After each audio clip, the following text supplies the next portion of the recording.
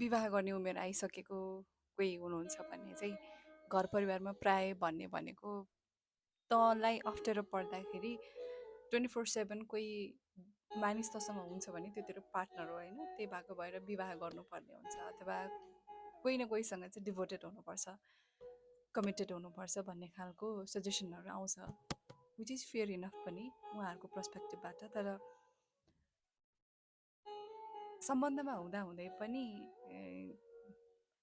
एकदमै lonely feel गर्ने कपालहरू पनि हामी देखिरहेको हुन्छौँ नि त। उनीहरूले भन्ने नभन्ने, सेयर गर्ने नगर्ने उहाँहरूको आफ्नो कुरा भयो, तर हाम्रै वरिपरि पनि हाम्रै समाजमा पनि कति यस्ता जोडीहरू हुनुहुन्छ जो चाहिँ हरदम साथमा हुनुहुन्छ, तर एकअर्काको अस्तित्व भावनात्मक रूपमा असाध्यै कम छ, तर भौतिक रूपमा जति बेला पनि उहाँहरूले पाइराख्नु भएको छ।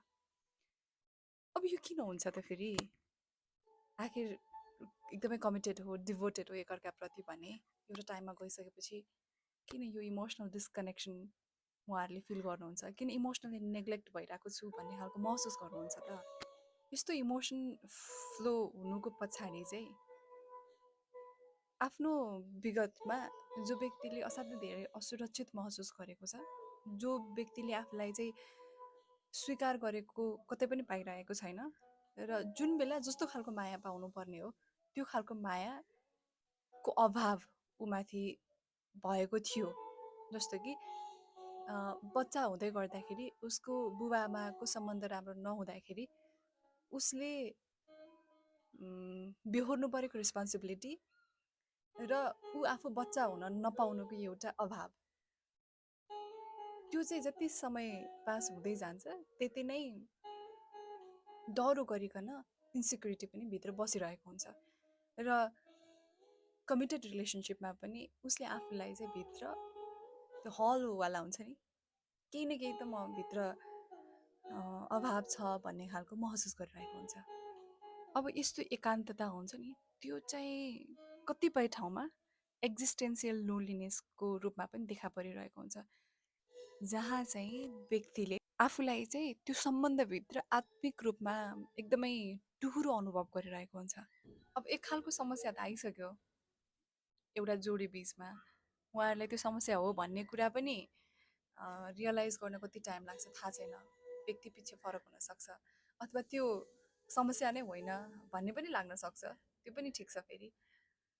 तर त्यो सम्बन्धलाई अझ बढी सुमधुर बनाउनको लागि, मजबुत त छँदैछ, सुमधुर बनाउनको लागि अलिकति पलिसिङ गर्नको लागि संवाद हुनै पर्यो।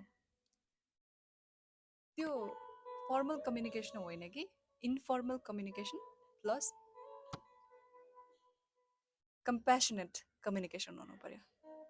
अझ त्यो सँगसँगै ट्रान्सफर्मेसनल कम्युनिकेसन भयो भने सुनमा सुगन्ध हुन्छ।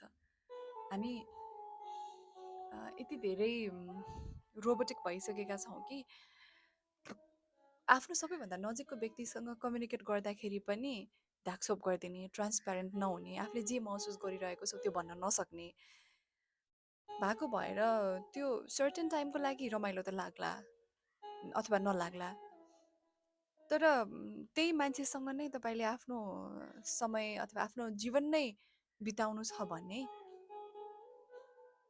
एकदमै डिभोटेड भएर बिताउनुको मजा बेग्लै छ नि त। औपचारिक सम्बन्धहरू भन्दा कम्तीमा परिवारभित्र अझ आफ्नो पार्टनरसँग त अनौपचारिक सम्बन्ध अझ बढी मजबुत हुन्छ नि त। कुरा विवाह कसरी गर्ने, कहिले गर्ने, कोसँग गर्ने भन्दा पनि विवाह गरिसकेको जीवन कसरी बिताउने भन्ने कुरा अझ बढी महत्त्वपूर्ण हो जस्तो लाग्छ। त्यो भएको भएर यो रिलेसनसिपलाई ताजा बनाइराख्नको लागि र मोनोटोनस नबनाउनको लागि केही कुराहरूको अवेरनेस हामीसँग हुनुपर्छ र त्यसलाई अप्लाई गर्नुपर्छ।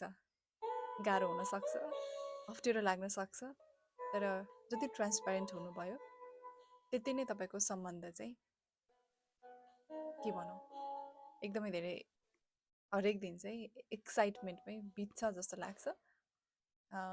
जीवनमा हुने उतार चढाव त छँदै नै छन्। सिङ्गल हुँदै गर्दाखेरि लोन्लिनेस फिल गर्नु बरु ठिकै होला। तर कोहीसँग सम्बन्धमा हुँदाहुँदै वरिपरि आफ्नो नजिकको आत्मीय मित्र हुँदाहुँदै पनि आफू एक्लो महसुस गर्नु भनेको असाध्यै पीडादायी हुन्छ। यस्तो पीडाबाट चाहिँ कसैलाई पनि गुज्रिन नपरोस्।